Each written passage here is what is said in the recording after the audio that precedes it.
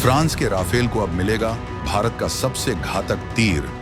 आसमान में मचेगा ऐसा कोहराम कि दुश्मनों के रडार भी मांगेंगे पानी। मेट्योर मिसाइल का दौर अब होगा पुराना।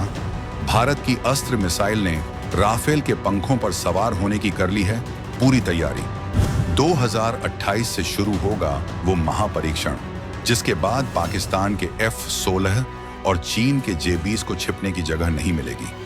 लाखों डॉलर बचाने का भारत ने निकाला ऐसा जुगाड़, जिसे देखकर दुनिया के बड़े बड़े डिफेंस एक्सपर्ट्स भी दांतों तले उंगली दबाने को मजबूर हो गए। वायुसेना ने फ्रांस की शर्तों को दरकिनार कर चुना अपना देसी ब्रह्मास्त्र। अब राफेल की मारक क्षमता के सामने कोई भी विदेशी जेट नहीं टिकेगा। दोस्तों, दुनिया में कुछ जोड़ियां ऐसी होती हैं जो अगर मिल जाएं तो तबाही का दूसरा नाम बन जाती है। आज हम आपको एक ऐसे ही महागठजोड़ की कहानी बताने जा रहे हैं, जिसकी पटकथा नई दिल्ली के साउथ ब्लॉक में चुपचाप लिखी जा रही थी। जब भारत ने फ्रांस से राफेल खरीदा था तो दुनिया ने कहा था कि ये एशिया का गेम चेंजर है, लेकिन तब किसी ने नहीं सोचा था कि इस फ्रांसीसी लड़ाके को असली ताकत एक भारतीय हथियार देगा।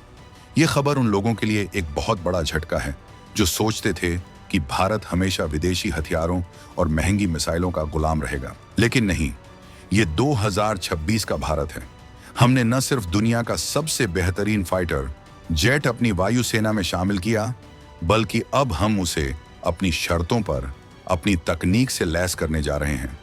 एक ऐसा फैसला जिसने पेरिस से लेकर इस्लामाबाद तक खलबली मचा दी है। आखिर क्यों भारत अपनी सबसे भरोसेमंद मेट्योर मिसाइल के विकल्प के तौर पर एक देसी मिसाइल को राफेल पर फिट करने जा रहा है? क्या यह सिर्फ पैसे बचाने का खेल है, या इसके पीछे चीन को घेरने की कोई बहुत बड़ी रणनीति है? और सबसे बड़ा सवाल, क्या फ्रांस अपनी तकनीक के साथ छेड़छाड़ करने की इजाजत आसानी से दे देगा? हम आपको बताएंगे इस धमाकेदार खबर की पूरी कहानी, तो बने रहिएगा वीडियो पर। और इस संबंध में आपके जो भी विचार हों, कमेंट में लिखकर जरूर बताइएगा। तो चलिए इस सस्पेंस से पर्दा उठाते हैं। खबर बिल्कुल पक्की है और बेहद चौंकाने वाली है। भारतीय वायुसेना ने फैसला किया है कि वो अपने सबसे घातक फाइटर जेट राफेल को भारत की अपनी अस्त्र मिसाइलों से लैस करेगी। जी हां, आपने सही सुना। अब तक राफेल पर सिर्फ फ्रांस की मीका और यूरोप की मेट्योर मिसाइलें ही लगती थीं, लेकिन अब राफेल के पंखों के नीचे आपको मेड इन इंडिया का टैग लगी हुई अस्त्र मार्क 1 और अस्त्र मार्क 2 मिसाइलें नजर आएंगी। रिपोर्ट्स के मुताबिक इसका इंटीग्रेशन और ट्रायल 2028 से शुरू होने जा रहा है। ये कोई छोटा मोटा अपडेट नहीं है, ये भारतीय वायुसेना की वॉर फाइटिंग स्ट्रेटेजी का पूरा कायाकल्प है। अब आप सोचेंगे कि जब हमारे पास पहले से ही दुनिया की बेस्ट मेट्योर मिसाइल है, तो हमें अस्त्र की क्या जरूरत? मेट्योर की कीमत करोड़ों में है, जबकि अस्त्र उससे कई गुना सस्ती और उतनी ही घातक है। लेकिन कहानी सिर्फ पैसे की नहीं है, कहानी है आजादी की। विदेशी मिसाइलों को इस्तेमाल करने के लिए हमें उनके नियमों, उनकी शर्तों और उनकी सप्लाई चेन पर निर्भर रहना पड़ता है। अगर कल को युद्ध छिड़ जाए और फ्रांस सप्लाई रोक दे, तो हमारे राफेल सिर्फ शोपीस बनकर रह जाएंगे। लेकिन अस्त्र हमारी अपनी है। हम जितनी चाहें उतनी बना सकते हैं, जब चाहें दाग सकते हैं। ये आत्मनिर्भरता का वो लेवल है जहां भारत पहुंचना चाहता था। 2028 के ट्रायल के बाद राफेल और अस्त्र की ये जोड़ी आसमान में वो डेडली कॉम्बिनेशन बनेगी, जिसका तोड़ न तो पाकिस्तान के पास होगा और न ही चीन के पास।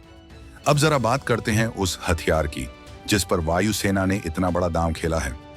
अस्त्र सीरीज कोई मामूली मिसाइल नहीं है।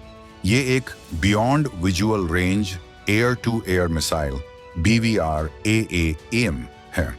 आसान भाषा में कहें तो ये मिसाइल दुश्मन को तब मार गिराती है जब वो पायलट को आंखों से दिखाई भी नहीं देता। अस्त्र मार्क 1 की रेंज करीब 110 किलोमीटर है। ये पहले से ही हमारे सुखोई 30 AMKI और तेजस पर तैनात है और इसने अपनी काबिलियत साबित कर दी है। लेकिन असली गेम चेंजर है अस्त्र मार्क 2। इसकी रेंज 160 किलोमीटर से भी ज्यादा बताई जा रही है। सोचिए, राफेल जैसा शक्तिशाली रडार वाला जेट जब 160 किलोमीटर दूर से ही अस्त्र मार्क 2 को फायर करेगा, तो दुश्मन को संभलने का मौका तक नहीं मिलेगा। अस्त्र मिसाइल की सबसे बड़ी खासियत है इसका एक्टिव रडार सीकर, मतलब एक बार फायर करने के बाद पायलट को उसे गाइड करने की जरूरत नहीं है। मिसाइल खुद अपना रास्ता ढूंढती है, खुद दुश्मन का पीछा करती है और उसे तबाह कर देती है। इसे कहते हैं फायर एंड फॉरगेट, दागो और भूल जाओ।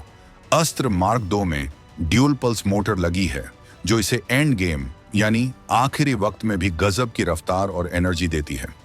जब दुश्मन का जहाज बचने के लिए कलाबाजियां खा रहा होगा, तब भी अस्त्र के पास उसे पकड़ने के लिए पूरी ताकत बची होगी। ये वो तकनीक है जो अब तक सिर्फ कुछ ही देशों के पास थी, लेकिन अब भारत ने इसमें महारत हासिल कर ली है। राफेल के साथ मिलकर यह मिसाइल एक स्नाइपर की तरह काम करेगी, चुपचाप और सटीक। लेकिन दोस्तों, ये इंटीग्रेशन यानी राफेल पर अस्त्र को फिट करना इतना आसान भी नहीं है। राफेल एक बेहद जटिल मशीन है। उसका अपना कंप्यूटर सिस्टम है, अपना रडार है और फ्रांस अपनी टेक्नोलॉजी को लेकर बहुत पजेसिव रहता है। वो आसानी से किसी को अपने जेट के सोर्स कोड के साथ छेड़छाड़ करने नहीं देता। तो फिर भारत ये कैसे कर रहा है? यहां आता है भारत की कूटनीति का असली जादू। भारत ने फ्रांस की कंपनी डसॉल्ट एविएशन को मना लिया है। रिपोर्ट्स बता रही हैं कि डसॉल्ट खुद इस इंटीग्रेशन में भारत की मदद करेगा। क्यों? क्योंकि फ्रांस को भी पता है कि भारत उसका सबसे बड़ा ग्राहक है। नेवी के लिए राफेल एम की डील हो या वायुसेना के लिए और ज्यादा राफेल खरीदने की बात, फ्रांस भारत को नाराज नहीं कर सकता। इसे कहते हैं बायर पावर। भारत ने अपनी शर्तों पर फ्रांस को झुकने पर मजबूर किया है। 2028 से शुरू होने वाले ट्रायल्स में देखा जाएगा कि कैसे राफेल का रडार अस्त्र मिसाइल से बात करता है। ये सॉफ्टवेयर और हार्डवेयर का मिलन है। भारतीय वैज्ञानिक और फ्रांसीसी इंजीनियर मिलकर इस चुनौती को सुलझाएंगे। अगर ये सफल रहा तो दुनिया के बाकी देश जो राफेल इस्तेमाल करते हैं वो भी भारत से अस्त्र मिसाइल खरीदने के लिए लाइन लगा सकते हैं। मतलब हम न सिर्फ अपनी सुरक्षा कर रहे हैं बल्कि भविष्य के लिए एक बहुत बड़ा एक्सपोर्ट मार्केट भी तैयार कर रहे हैं। अब जरा सरहद पार का हाल देखिए। इस खबर से सबसे ज्यादा पसीने अगर किसी के छूट रहे हैं तो वो है हमारा पड़ोसी पाकिस्तान और उसका आका चीन। पाकिस्तान के पास F-16 और चीन का दिया हुआ J-10C है। वो अपनी एमराइम मिसाइलों पर बहुत इतराते थे, लेकिन राफेल और अस्त्र की जोड़ी उनके सारे समीकरण बिगाड़ देगी। मेट्योर मिसाइलें बहुत महंगी हैं, इसलिए उन्हें हर छोटी मोटी झड़प में इस्तेमाल नहीं किया जा सकता। लेकिन अस्त्र सस्ती है। मतलब अब अगर पाकिस्तान का कोई ड्रोन या पुराना जहाज भी सीमा के पास आया तो भारत उसे गिराने के लिए अस्त्र दागने में सोचेगा नहीं। चीन के लिए चिंता और भी बड़ी है। चीन अपनी PL-15 मिसाइल का बहुत ढिंडोरा पीटता है, लेकिन अस्त्र मार्क 2 राफेल के बेहतरीन इलेक्ट्रॉनिक वॉरफेयर स्वीट स्पेक्ट्रा के साथ मिलकर चीनी मिसाइलों को चकमा देने और चीनी जेट्स को गिराने की क्षमता रखती है। राफेल का रडार दुश्मन को बहुत पहले देख लेता है और अस्त्र की लंबी रेंज उसे बहुत दूर ही खत्म कर देती है।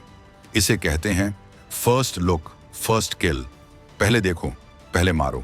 चीन को पता है कि राफेल के साथ अस्त्र का मिलना मतलब हिमालय के ऊपर भारतीय वायुसेना का एक छत्र राज। लद्दाख हो या अरुणाचल, अब चीन का कोई भी दुस्साहस उसे बहुत भारी पड़ेगा। ये भारत की डिफरेंस को कई गुना बढ़ा देगा। एक और महत्वपूर्ण पहलू है स्टैंडर्डाइजेशन। अभी भारतीय वायुसेना में अलग अलग जहाजों के लिए अलग अलग मिसाइलें हैं। सुखोई के लिए रूसी, राफेल के लिए फ्रेंच, तेजस के लिए इजरायली या भारतीय। इससे लॉजिस्टिक्स का बहुत सिरदर्द होता है, अलग अलग मेंटेनेंस, अलग अलग ट्रेनिंग। लेकिन वायुसेना अब अस्त्र को अपनी मुख्य मिसाइल बनाना चाहती है। सोचिए, एक ही तरह की मिसाइल जो तेजस पर भी लगे, सुखोई पर भी, MiG-29 पर भी और अब राफेल पर भी। इससे खर्चा भी बचेगा और युद्ध के समय आसानी भी होगी। 2028 का इंतजार इसलिए हो रहा है क्योंकि तब तक राफेल के बेड़े का मिड लाइफ अपग्रेड भी आने वाला होगा। उस समय इन मिसाइलों को इंटीग्रेट करना सबसे सही रहेगा। DRDO तब तक अस्त्र मार्क 2 को पूरी तरह से टेस्ट कर चुका होगा और शायद अस्त्र mark 3 solid fuel ducted ramjet पर भी काम शुरू हो चुका होगा। भारत की योजना साफ है। अगले 10 सालों में हवा से हवा में मार करने वाली मिसाइलों के लिए हमें किसी के सामने हाथ फैलाने की जरूरत न पड़े। हम अपनी मिसाइलें खुद बनाएं और अपने हिसाब से इस्तेमाल करें। ये 2047 के विकसित भारत की नींव है जो आज रखी जा रही है। तो दोस्तों, निष्कर्ष ये है कि राफेल और अस्त्र का ये मिलन सिर्फ एक तकनीकी प्रक्रिया नहीं है, ये भारत के महाशक्ति बनने का ऐलान है। हमने दुनिया को दिखा दिया है कि हम विदेशी प्लेटफॉर्म राफेल का इस्तेमाल तो करेंगे, लेकिन उसमें बारूद अपना अस्त्र भरेंगे। 2028 में जब ये ट्रायल्स शुरू होंगे तो वो दिन भारतीय रक्षा इतिहास में स्वर्ण अक्षरों में लिखा जाएगा। दुश्मन अब जान लें कि भारत का आसमान अब सुरक्षित ही नहीं बल्कि अब भेद्य है। अब आप बताइए, क्या राफेल पर देसी अस्त्र मिसाइल लगाना सही फैसला है, या हमें विदेशी मिसाइलों पर ही भरोसा करना चाहिए था? क्या अस्त्र मार्क 2 चीन की PL-15 को टक्कर दे पाएगी? अपनी राय नीचे कमेंट बॉक्स में जरूर लिखें, हम हर कमेंट को पढ़ते हैं। अगर ये वीडियो आपको भारतीय होने का गर्व महसूस कराता है तो लाइक करें, शेयर करें और चैनल को सब्सक्राइब जरूर करें।